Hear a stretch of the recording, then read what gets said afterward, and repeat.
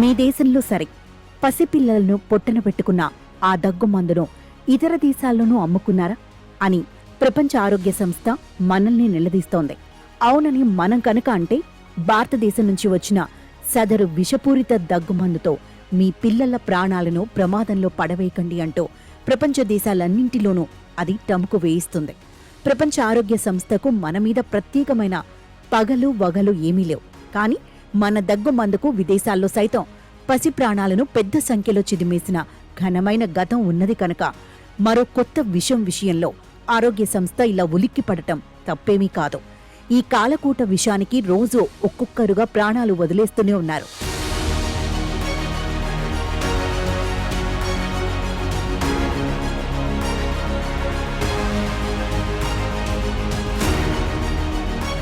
మధ్యప్రదేశ్లో అత్యధికంగా రాజస్థాన్తోనూ కలిపి ఇప్పటి వరకు 22 మంది పిల్లలు మరణించారు. నాగపూర్ మెడికల్ కాలేజీ ఆసుపత్రిలో చికిత్స పొందుతున్న 6 చిన్నారుల్లో 5 పరిస్థితి విషమంగా ఉందని, ఇంకా కొన్ని మారుమూల ప్రాంతాల్లో తెలియక ఈ దగ్గు మందు వాడే ప్రమాదం కూడా లేకపోలేదని అధికారులు అంటున్నారు. తమిళనాడులో ఎన్నికలు ఉన్నందువల్ల కాబోలు ఈ విషాద ఘట్టం కూడా రాజకీయమైపోయింది. సదరు దగ్గుమందు తయారైంది కాంచీపురంలో కనుక ఆ కంపెనీ మీద, దాని యజమాని మీద మేము చెప్పిన మేరకు ఆదేశించిన రీతిలో తమిళనాడు ఆరోగ్య శాఖ ఎందుకు చర్యలు తీసుకోవడం లేదని కేంద్రం నిలదీస్తోంది. శ్రేసన్ ఫార్మా మీద దాడి సహా చేయాల్సినవన్నీ చేస్తూనే ఉన్నామని తమిళనాడు వాదిస్తోంది. రాజకీయానికి ఇది సమయం కాదని అంటూనే ఈ విమర్శలు ప్రతి విమర్శల పర్వం సాగుతోంది. పరిమితికి 5 రెట్లు అధికంగా డైఎథిలిన్ గ్లైకాల్ వినియోగించిన ఈ కోల్డ్ డ్రిఫ్ దగ్గుమందును చాలా రాష్ట్రాలు నిషేధించాయి. ప్రకటనలు కూడా జారీ చేశాయి.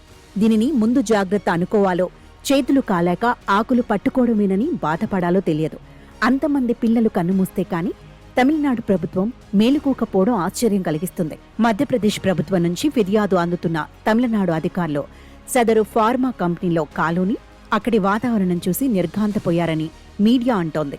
ఫార్మా రంగంతో సంబంధం లేని కార్మికులు తుప్పు పట్టిన పరికరాలు వాడుతూ గ్లౌజులు, మాస్కులు లేకుండా గ్యాస్ స్టవ్లపైన రసాయనాలు వండుతున్నారని, అపరిశుభ్రమైన నీరు, దుమ్ము, ధూళి కలగలిసి ఆ సిరప్లు తయారవుతున్నాయని మీడియా తెలియచేసింది.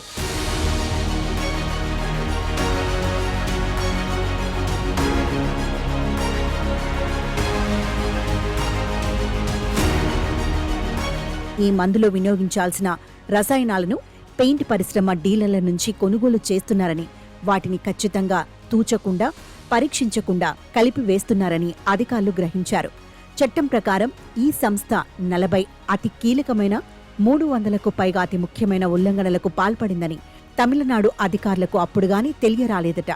సదరు కంపెనీ మీద తమిళనాడు ఏ చర్యలు తీసుకున్నా డాక్టర్ను అరెస్ట్ చేసి డ్రగ్ ఇన్స్పెక్టర్ల వంటి వారిని మధ్యప్రదేశ్ ప్రభుత్వం సస్పెండ్ చేసినా అంతా ఉపరితల విన్యాసమే. ఒక అనుమతి పొందిన కంపెనీ తయారు చేసిన దగ్గుమందును చీటీ మీద రాసినందుకు వైద్యుణ్ణి ఎలా అరెస్ట్ చేస్తారని వారి సంఘం ప్రశ్నిస్తుందట. చవకబారు రసాయనాలతో, తప్పుడు విధానాలతో నాణ్యత లేని ఒక దగ్గుమందును తయారు చేసి 5-6 రెట్లు ధరకు దానిని విక్రయిస్తున్న ఆ కంపెనీని మాత్రమే తప్పుపట్టి ప్రయోజనం లేదు.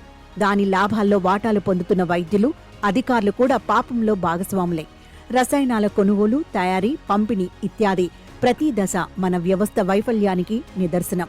రాజకీయ నాయకుల పరోక్ష అనుమతితో, అధికారుల ప్రత్యక్ష సహకారంతో కళ్ల ముందు తయారవుతున్న విషమిది. 5 ఏళ్ల క్రితం జమ్మూ కశ్మీర్ సహా కొన్ని రాష్ట్రాల్లో చిన్నారులను చిదిమేసిన ఘటనలో మన మనసుకు తాకలేదు.